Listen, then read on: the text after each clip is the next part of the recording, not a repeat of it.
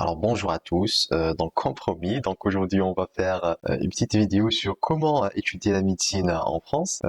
Voilà, comme vous le voyez, on a trois options. Il y a la première option qui est faire la première année de médecine en France. Puis selon le classement à la fin de l'année, vous allez avoir accès soit à la médecine, soit à une autre spécialité de santé. C'est-à-dire maintenant il n'y a plus de passage, c'est-à-dire il y a des examens au cours de l'année, puis un dernier examen à la fin de l'année et on fait la somme de tout et après on établit un classement selon lequel vous allez avoir la chance de faire médecine ou bien faire une autre spécialité. Et puis il y a la deuxième option qui est le master. Elle est destinée surtout pour les étudiants qui ont fait un petit bout de chemin dans leur pays. Par exemple, ceux qui ont atteint déjà la troisième année, ils peuvent faire un master en France. Et bien sûr, pour pouvoir accéder à la médecine, il faut pas faire n'importe quel master. Il faut pas faire un master en mécanique ou bien en une autre branche qui n'a pas rapport avec la santé. Il faut bien sûr faire un master qui a rapport avec la santé. Par exemple, un master en santé publique. Voilà. Une fois on a le master, on peut faire ce qu'on appelle la passerelle. La passerelle nous permettrait directement d'accéder donc à la deuxième année médecine, mais attention, ça reste aussi une procédure sélective et pas très facile. Voilà. En dernier, il y a ce qu'on appelle l'accès direct aux études de santé. Ça sera notre principal sujet de discussion d'aujourd'hui. Donc, accès direct aux études de santé, comme son nom l'indique. Donc, c'est une procédure qui permet d'intégrer directement le cursus médical en France. Donc, avoir accès directement soit à la troisième, la quatrième ou bien la cinquième année médecine. Voilà, donc c'est très intéressant. Mais là, la question qui se pose, donc cette procédure-là, finalement, elle est destinée à quelle personne, c'est quoi ses avantages et comment pouvoir faire cette démarche. Par rapport à l'accès direct, elle est destinée bien sûr aux étudiants qui sont déjà en troisième année au plus, c'est-à-dire quatrième, cinquième, sixième, et même les diplômés peuvent aussi donc faire cette démarche-là. Et en plus de ça, elle est destinée à ceux qui ont donc un bon cursus. Voilà, qu'est-ce que je sous-entends par un bon cursus? Enfin, il n'y a pas une note précise qui pourrait définir un bon cursus. Là, en fait, on parle de classement. Si donc vous êtes très bien classé dans votre promo, cela sous-entend que vous êtes dans les 5-10% premiers, voilà, de votre promo là. Voilà, vous avez toutes vos chances pour pouvoir candidater. Sinon, même si on a un cursus moyen, voilà, un cursus moyen, mais que notre CV est riche, eh bien, on peut toujours candidater et on a toutes ses chances. Et ça veut dire un CV riche, c'est-à-dire on a déjà assisté à des congrès, on participe dans des clubs, on est actif, on connaît beaucoup de langues étrangères, euh, voilà, tout ce qui va dans ce sens.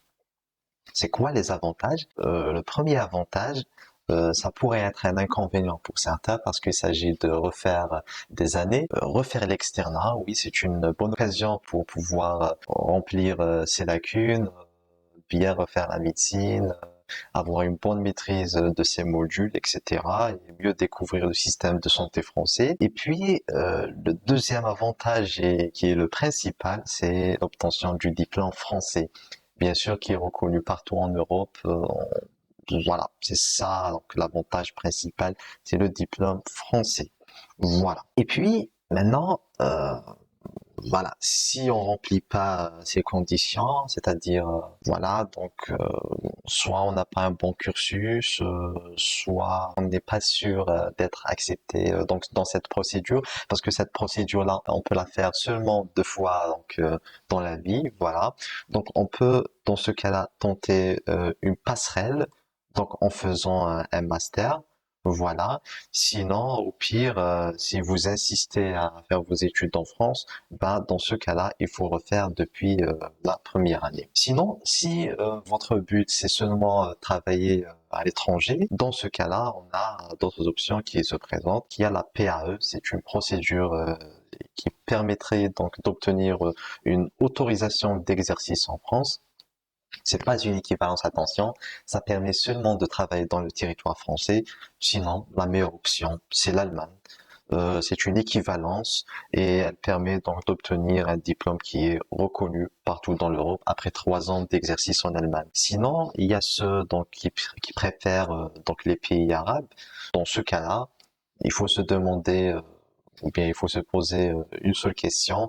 Est-ce qu'on a de l'expérience? Si oui, ben, le Moyen-Orient s'offre à vous. Voilà. Et c'est une autorisation d'exercice. Attention, c'est pas une équivalence. Voilà. Maintenant, on va donc retourner vers notre sujet principal, qui est l'accès direct aux études de santé. Une fois on a rempli ces conditions-là, c'est-à-dire on est en 3e année médecine ou plus, et que l'on a un bon cursus, dans ce cas-là, on va se demander directement comment finalement faire cette démarche. Comment? Donc cette démarche-là, elle se déroule en 3 étapes. Donc on va aller doucement, on va commencer par la première étape. C'est quoi la première étape? C'est la constitution et l'envoi du dossier. Comment faire ça? Donc c'est simple, généralement entre octobre et novembre, dans cette période-là, on doit choisir un petit peu donc l'université où l'on veut aller, dans laquelle on veut candidater, parce que c'est pas toutes les universités qui proposent donc cette procédure. Il y a, je pense, 32 facultés de médecine en France. Il faut donc se renseigner auprès de chacune pour avoir l'information exacte. Voilà. Sinon, il y a une liste standard des universités qui proposent finalement cette procédure que je vais vous remettre. Voilà.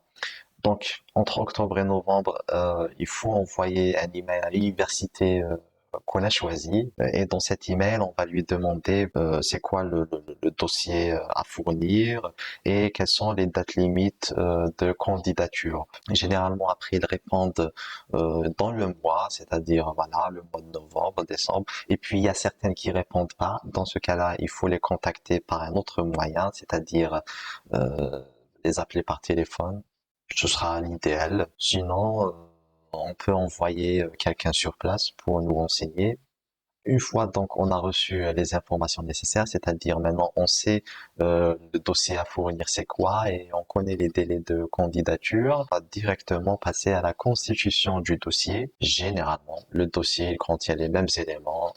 Il y a peu de fois où une université demande quelque chose de plus par rapport à une autre. Généralement, il faut une pièce d'identité, donc un passeport. Il faut signer des attestations sur l'honneur téléchargeables sur le site de l'université qui prouvent que vous allez candidater que dans une seule université et euh, indiquant aussi que vous n'avez pas candidaté plus de 2 fois dans cette procédure-là. Parce que cette procédure-là, comme déjà dit, on peut la faire seulement 2 fois dans sa vie. Et puis, on peut candidater seulement en une seule université. On peut pas choisir plusieurs universités à la fois, ok?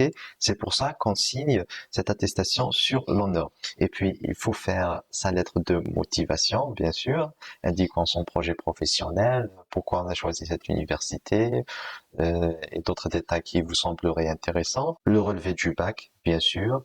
Il faut aller à la fac, le retirer, l'authentifier, le scanner et puis le retourner à la fac parce que vous n'allez pas en avoir besoin. La seule chose dont vous allez avoir besoin, c'est la copie scannée que vous allez envoyer par mail. Et puis l'attestation du bac, elle est aussi importante. Voilà, il faut l'authentifier aussi et la traduire avec le relevé du bac. Sinon, par rapport au TCF, il faut avoir minimum un C1. Euh, Sinon, à la rigueur, vous allez pouvoir aussi demander auprès de votre université une attestation prouvant que vous avez mené vos études en français, vous dispensant de tout test francophone. Voilà. Il y a aussi le certificat de scolarité de l'année en cours. Elle doit être traduite aussi. Et puis tous les relevés de notes des années précédentes et bien sûr le volume horaire, euh, voilà, c'est-à-dire le programme des différentes années. Voilà. Et puis, une fois on a fini avec tout ça, on passe à la récolte de toutes les attestations qui peuvent finalement donc rajouter de la valeur à notre dossier, c'est-à-dire il y a les lettres de recommandation, auprès que vous allez demander auprès de vos profs. Il y a les attestations de congrès si vous avez déjà assisté des congrès, les attestations de langue étrangère aussi. C'est très très contributif, voilà. Et puis il y a aussi les différentes attestations de participation dans n'importe quel événement que vous trouvez intéressant. Il y a les formations, une formation en secourisme, que ce soit dans le domaine médical ou bien dans un autre domaine, l'essentiel que ce soit une formation. Et l'expérience professionnelle aussi, on peut la mentionner aussi. Une fois on a tous ces éléments, il faut les scanner avec son téléphone, par exemple. Il y a plusieurs applications dédiées à ça. Et puis tout mettre dans un seul PDF. Vous allez me dire oui, c'est beaucoup, on peut pas mettre tout ça en un seul PDF de 9 mégaoctets. Je vous répondrai, il faut tout simplement compresser le fichier et ça rentre, voilà, ça rentre. Donc, il faut tout mettre dans un PDF de 9 mégaoctets. On va faire quoi de ce PDF-là? On va l'envoyer par mail. Ok, mais avant ça, on va pas envoyer ce dossier tout seul. En même temps, euh, la récolte des fichiers, des dossiers nécessaires pour constituer son dossier, il faut créer une boîte pastel sur le site de Campus France. Pourquoi? Pour payer les frais de candidature. Une fois on paye les frais de cette candidature, on va recevoir un document prouvant que on a réglé notre facture. Ce document-là, on va aussi l'envoyer par mail. Donc on a le PDF de 9 mégaoctets qu'on a déjà constitué, le dossier de candidature, plus la facture. Ces deux fichiers-là, on va les mettre dans un seul mail qu'on va envoyer à l'adresse suivante pour les Algériens. Après, on fait quoi? On attend la réponse. Vous allez me dire quand est-ce qu'on va recevoir la réponse de la part de l'université. C'est université dépendant, donc chaque université a ses propres délais d'attente. C'est entre avril et juin, parfois jusqu'au mois de juillet, parfois. Donc ça met beaucoup de temps chez certaines universités. Voilà. En tout cas, si on reçoit un refus malheureusement, dans ce cas-là, on a le droit de refaire la procédure seulement une fois. Sinon, si on a une acceptation, dans ce cas-là, on passe à la deuxième étape de la procédure. C'est quoi la deuxième étape? C'est l'admission à l'oral. Ok. C'est quoi l'oral? Alors, l'oral, c'est un examen déjà, c'est une évaluation. Est-ce que c'est une évaluation de connaissances ou non? Alors chez certaines universités, oui, il y a certaines universités qui dans l'entretien oral font des cas cliniques, voilà, des cas cliniques simples pour évaluer un petit peu le niveau de l'étudiant. Sinon, chez la majorité des universités, ils font ce qu'on appelle les mises en situation. C'est quoi une mise en situation? C'est-à-dire, on va te proposer une situation et, et toi, tu vas devoir donner une solution. Tu dois analyser cette situation. Par exemple, ils vous posent la question, ils vous disent, euh, est-ce que vous êtes d'accord avec donc l'idée suivante, interdire les téléphones pour les moins de 18 ans. Voilà, tu commences à développer, donner les arguments, etc. Et par rapport à ta manière d'analyser, de juger, voilà, on va t'évaluer, te noter, voilà. Sinon, il y a une troisième, une troisième façon donc d'évaluer. Donc voilà, il y a ce qu'on appelle les entretiens donc simples, standards, c'est-à-dire on va te demander de te présenter, pourquoi tu as fait médecine, c'est quoi ton projet professionnel, pourquoi notre université, voilà. Et puis on peut aussi aller loin dans des questions, voilà. Grosso modo, c'est ça les types donc d'oraux qui existent. Soit des cas cliniques simples, soit une mise en situation, soit un entretien standard. Voilà. Alors, cet entretien-là, ou bien cet examen oral, il peut être en ligne, c'est-à-dire par Zoom. Comment? Donc, ils vont te donner un lien et une date précise pour passer son entretien. Si on a bien travaillé dans son entretien et qu'on en reçoit une acceptation, eh bien, il y a une procédure à suivre. Et puis, comme je viens de le préciser, on peut aussi faire ces entretiens-là en présentiel. Dans ce cas-là, il y a une autre procédure à suivre. OK? OK. Donc, je reviens ici. Si on reçoit une acceptation, on va se rendre sur Campus France, sur sa boîte pastel, dans la rubrique Je suis accepté, parce qu'il y a deux rubriques. Il y a la rubrique Je suis candidat et la rubrique Je suis accepté. On va sur la rubrique Je suis accepté, on remplit ces informations. Après, par la suite, on va être contacté par Campus France et c'est eux qui vont nous donner un rendez-vous visa. Quel visa? Un visa d'études. Voilà. Sinon, si on nous demande de faire l'entretien en présentiel, dans ce cas-là, on va faire la même chose. On va continuer la procédure avec Campus France, mais dans ce cas-là, on va pas solliciter un visa d'études, mais un visa concours. C'est quoi l'avantage du visa concours? C'est-à-dire, une fois donc on passe l'entretien sur place et qu'on a reçu notre acceptation, on va directement demander un titre de séjour. On va pas refaire la démarche avec Campus France et demander un visa d'études. On demande directement un titre de séjour. Voilà.